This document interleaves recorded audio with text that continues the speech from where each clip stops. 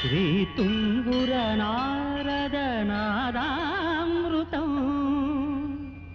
స్వరరాగ రసభావతాళాన్వితం.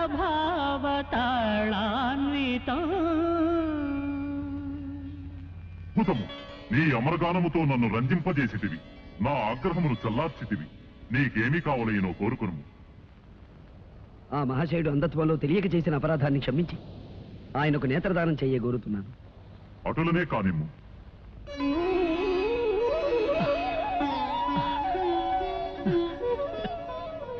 ధన్యోస్మి అశ్వరాజా, నమో నమః. గాన కళాశేఖర, నీ కోరిక నిస్వార్థమైనది. అందుకు సంతోషించి నీకును ఒక వరము ప్రసాదించుచున్నాను. మార్గము సుగమము కాక ఎచ్చటున్నదో తెలియని స్థలమునకు ఎప్పుడైనాను నీవు పోవలనన్నా నన్ను ధ్యానించుము. నీవు కోరుకున్న స్థలమునకు తీసుకుపోగలను. మహాప్రసాదం.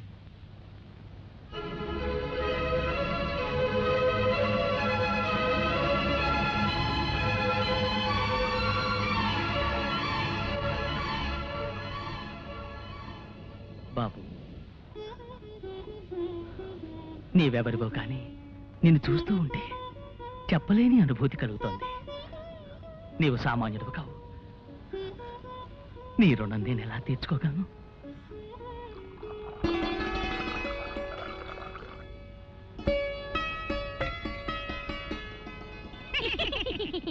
అమ్మయ్యా, ఇప్పటికి మీ ఆకలి తీరింది, మా రుణము తీరింది. అవునవును సాహసి, నువ్వు మాకు చేసిన ఉపకారానికి నీకేదైనా సహాయం చెయ్యాలి. నాకు కావలసింది ఒకటే, నా ప్రేయసిని ఆ మాంత్రికుని క్షుద్రశక్తి నుంచి రక్షించుకోవాలి. ఓస్ అదా, చూడు సాహసి, ఈ ఎడారి దాటి తూర్పు దిక్కుగా వెళ్ళగా వెళ్ళగా యక్షిణీ లోకం అని ఒక లోకం వస్తుంది. ఆ లోకంలో మహాశక్తి గల శతరత్నమణిహారం ఒకటుంది. నువ్వా హారం సంపాదించి రాకుమారి మెళ్ళో వేశావు.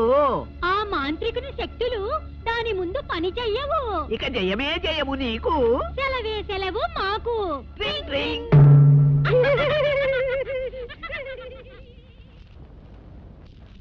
నాయన, ఇక బయలుదేరు.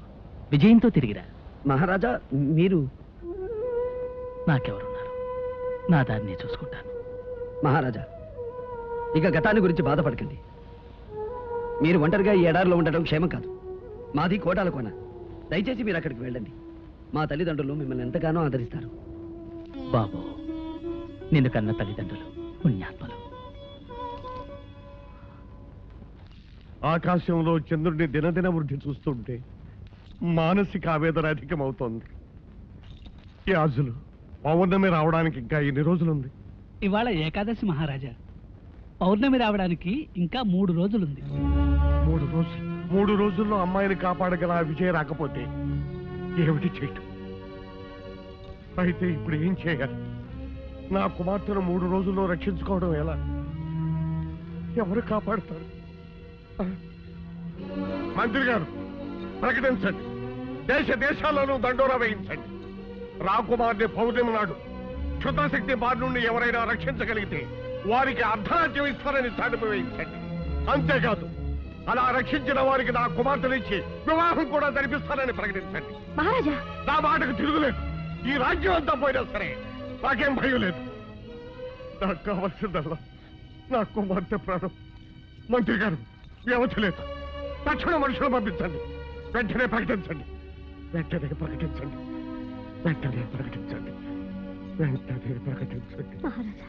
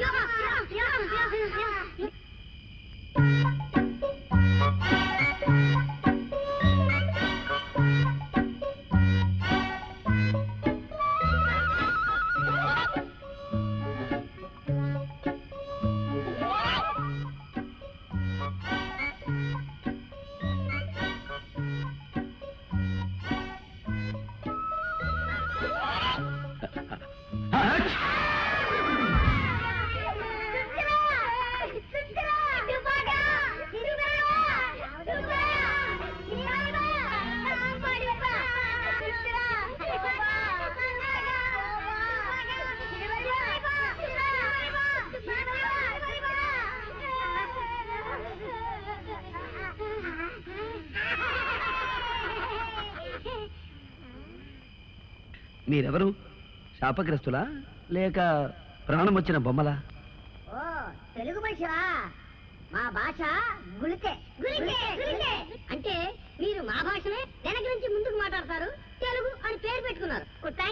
తగ్గితే కురికిని అబ్బా ఆ మాటలే తిప్పి పలకరా, వాళ్ళ భాష అయిపోతుంది. నాకు అర్థమైందిలేండి, రక్షించావు నీకు కృతజ్ఞతలు అని.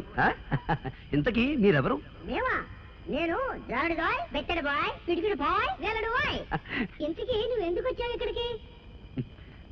నేను అత్యవసర వ్యవహారం మీద బయలుదేరాను. ఎటు వెళ్లాలో తెలియక అవస్థపడుతున్నాను. మరి బా ఎనిమిది కాదురా, భారీ మనిషి. నీ అవసరం ఉంటో చెప్పు, మమ్మల్ని రక్షించావు కనుక మా చేతన సహాయం చేస్తాం. ఓహో అలాగా. అయితే యక్షిణి లోకమని ఓ లోకం ఉందిట. ఆ లోకంలో శతరత్న మణిహారం ఉందట. ఆ లోకానికి వెళ్ళడానికి దారి తెలిస్తే చెప్పండి. చాలుతే నింపచే. మరి బా ఆ యక్షిణి లోకం ఎక్కడుందో మాకు తెలుసు, నిన్నక్కడ తీసుకెళ్తాం. ఆ హారం ఎక్కడుందో నీకు చూపిస్తాం, కానీ దాన్ని దక్కించుకునే భారం మాత్రం నీది. అది నేను చూసుకుంటాను. పదండి.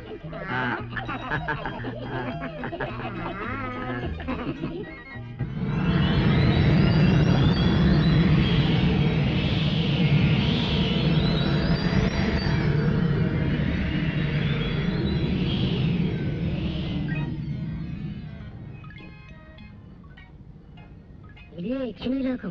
వాచాచు క్షణమరిపా అటు చూడు, ఆ ద్వారం కనిపిస్తుందా? అందులోనే ఉంది మణిహారం. ఆ గదికి తాళం వేసినట్టుంది. ఆ తాళంచెవి ఎక్కడుందో మేము వెతుకుతాం, కానీ నువ్వు మాత్రం ఆ యక్షిని మమ్మల్ని గమనించకుండా చూడు. అవునవును,